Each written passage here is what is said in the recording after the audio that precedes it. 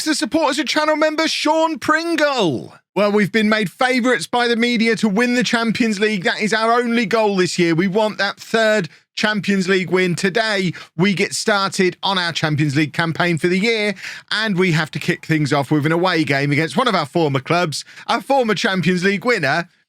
We're back to Barcelona.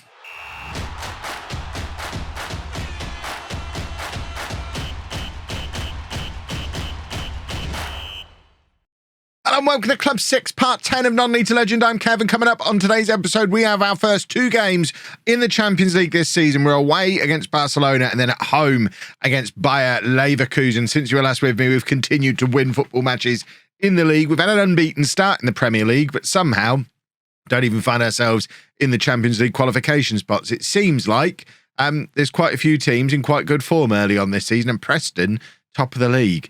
Robert Donhofer, by the way, is one of the many ones that got away. We were trying to sign him at both Barcelona and Juventus at various points, I think, and now there he is, whacking in the goals for Newcastle. Very upsetting to see. Less upsetting is the development of one of our own youngsters who started to score a few goals. Luke Griffiths, 2 goals from 3 substitute appearances in the Premier League so far this season, both playing as a Mezzala out of central midfield. Averaging a 7.45. He's still only makeshift in the position. We've started training him there, though, and it looks like that might be his future role. He's unlikely to get in the team at centre forward, and with Aspas, Sen and everybody else knocking around the place. But today is all about the Champions League. We are heading back to Barcelona, and this is our team for that game. We've got Blanco in goal, a back four of Peralta, Corgi, Kudimbana and Jaeger at right back, Filipov at the base of the midfield, Jalili and Ramon in centre midfield, and then Kone on the left, Jallo on the right, Aspas up front. We've gone with the old faithful front three for an absolute must-win game. Remember, Barcelona are the second team that we won the Champions League with on this year's Non-League to Legend as part of this career. And we've been there relatively recently, so the team should be fairly familiar still, you would think. Are we going to get to see the... Right, there you go. Let's have a look at the team. So they've still got Gavi, Brandenberger and Lazarov are 2 players I signed, and Balde's still there as well.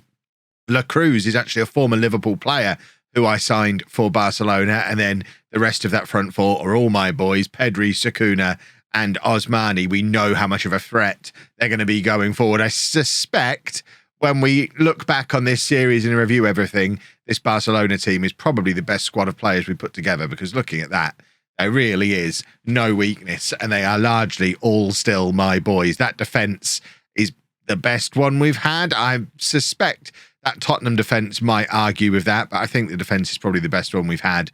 And that attack certainly is up there with this Liverpool one, but hopefully we can outscore them today. Jaeger shooting from range. I thought he was just going to pop that in the top corner. That would be a lovely thing if he did. Talking of defenders, by the way, I know this is a little bit of a tangent, but I noticed it when mooching around the save and thought you might find it interesting. Valente's gone back to Preston, the man who we had at Preston, Tottenham and Juventus. As soon as I left Juventus, has decided to head back to England, and he is now back at Preston and scoring goals, because obviously he does, because he is a big boy and he's a big threat from those set pieces. But Valente is back in England, back at Preston. Stephen Ferguson, no imagination, now signing my former players. Jalili, what a pass through to Jallo, and that deserved a goal. That was a stunning through ball from Jalili, who has kind of popped into this squad this year, taken Bellingham's place in the starting 11. I still wonder if it might be a little bit early to be writing Bellingham off, but Ramon and Jalili are both so good, it's hard to fit Bellingham in. Maybe we put him in at the base of the midfield. I know the comment section are going to be screaming for me to give Jude Bellingham more game time, but I think he turns 34 this season.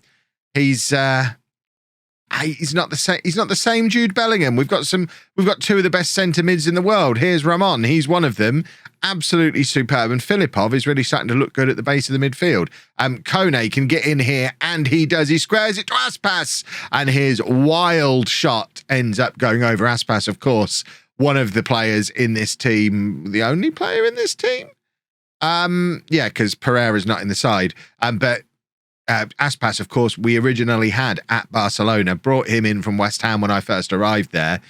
He was a little bit hit and miss in that first season. So second season, we signed Sakuna, and Sakuna then took his spot. So he's going to Goodness me, I assume that came through on the microphone because I'm recording these in advance because I'm off on holiday.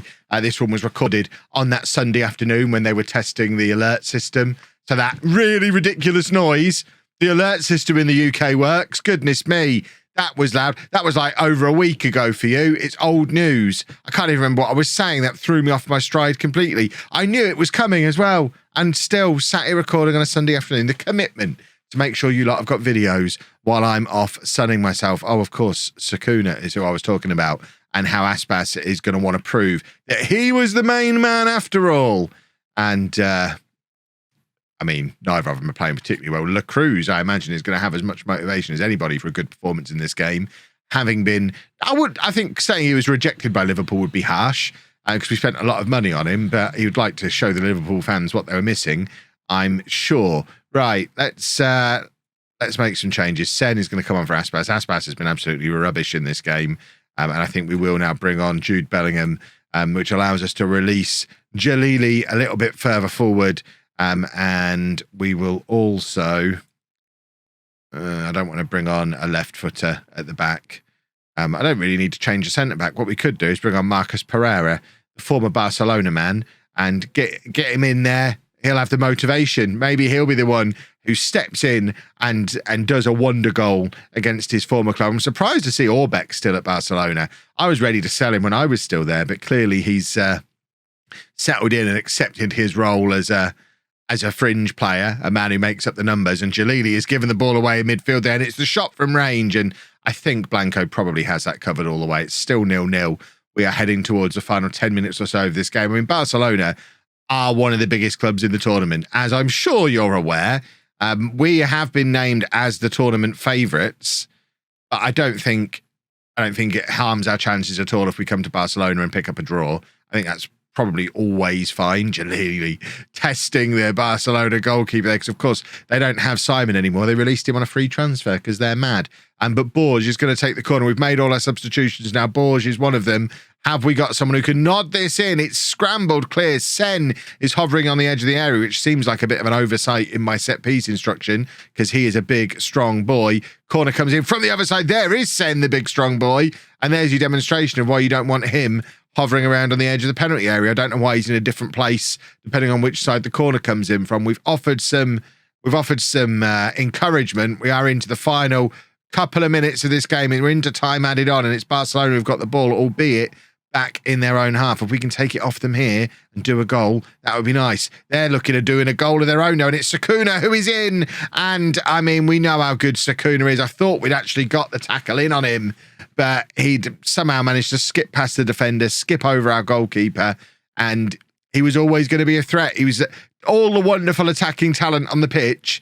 He's the best out-and-out striker on the pitch today, and he's proved it again there. And I thought we'd got the tackle in through Kudimbana, but apparently not. And it looks like we're coming here, picking up a narrow defeat, which I do feel a little bit hard done by.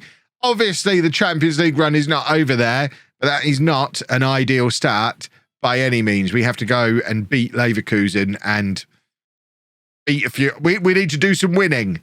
We need to be back up in that top 8 before we face Bayern Munich and Porto a little bit later on in this group stage. Couple more games played then. We drew against Arsenal, but then absolutely smashed Leeds 8-0 with Sen getting 4 goals and Borges getting a hat-trick between the two of them. Or they were briefly joint top scorers in the Premier League. This guy at Southampton, I guess, has scored earlier in the day, but I think Borges is now in the Dream 11.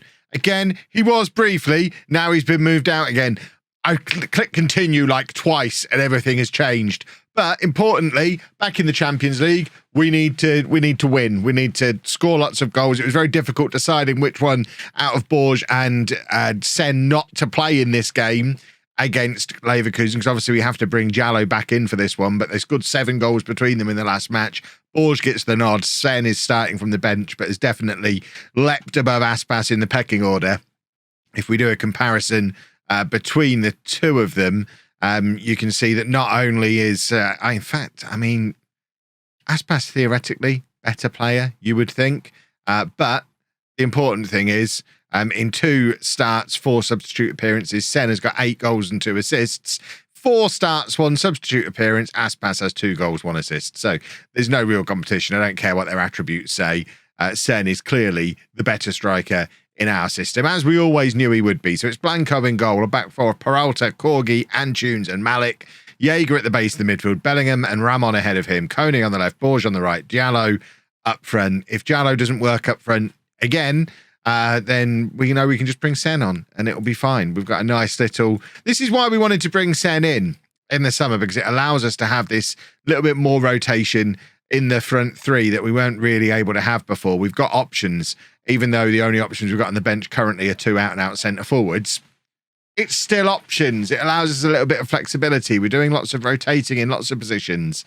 That's why Bellingham doesn't have to play every game now. We've got much more depth in the squad now than we had before. And Diallo, despite playing centre forward, is now pulled out wide. Gives it to Bellingham. Ramon into Borges, and his scoring run continues. And that is a beautiful team goal. Total football there from Liverpool, as everybody just decided to dance around and play wherever they felt like. Diallo is supposed to be playing central and Borges is supposed to be on the right, but there's Diallo on the right wing, plays it into Bellingham, who's burst out of midfield. The one-touch pass from Ramon, and Borges had rotated position with Diallo without even being told to, which shows just how good those 2 boys are together. Who needs Bilger when we've got these 2 playing exactly the same role? I mean, I would love to be able to... I would still swap Bilger for Diallo, just to be able to have Borges and Bilger together at like 21, 22 years old, knowing they could have 10 years of doing exactly that together. But there's Borges flying in off the right wing again.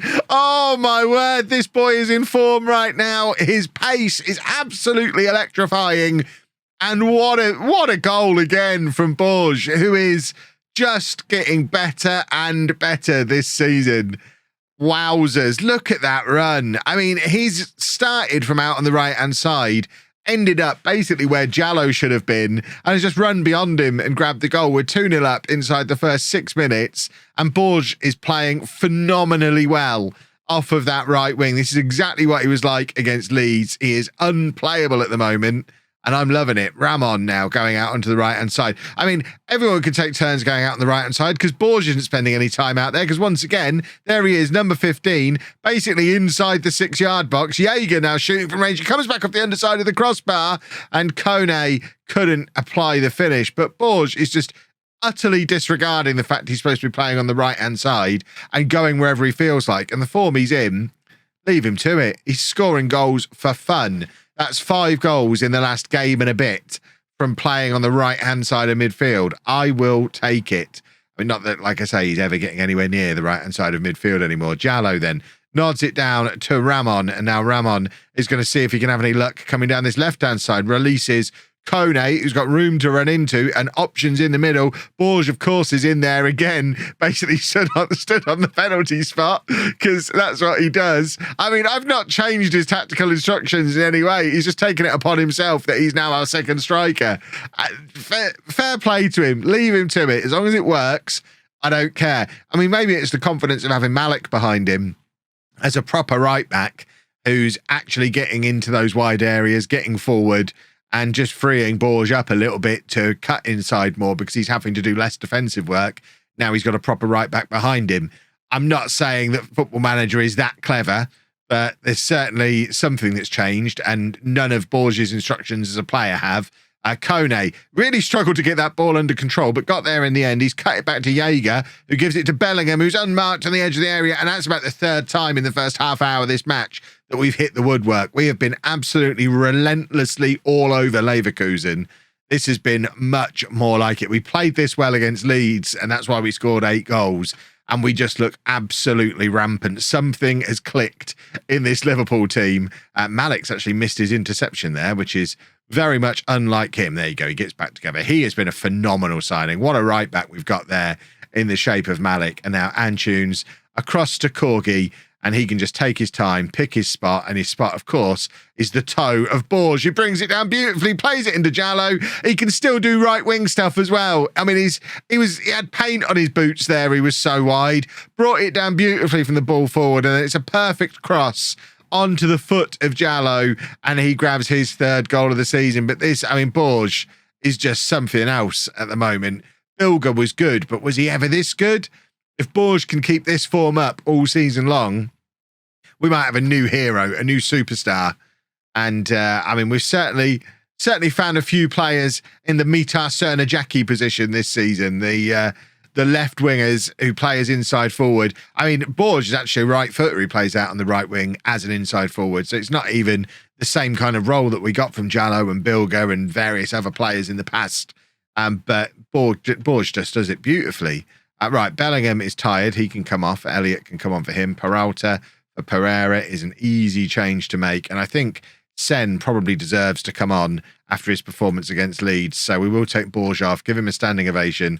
Jallo can drop out to the right-hand side and Sen can come on and try and continue his own excellent form that he's been in over the last couple of matches that have got him as many goals as he's already scored this season. Ramon now to Elliott, and there is Sen, who, I mean, I don't think he knew where that was going. It was the right idea, but Sen didn't really seem to have any idea where the ball was. That isn't the same guy who just scored 4 goals against Leeds, I don't think.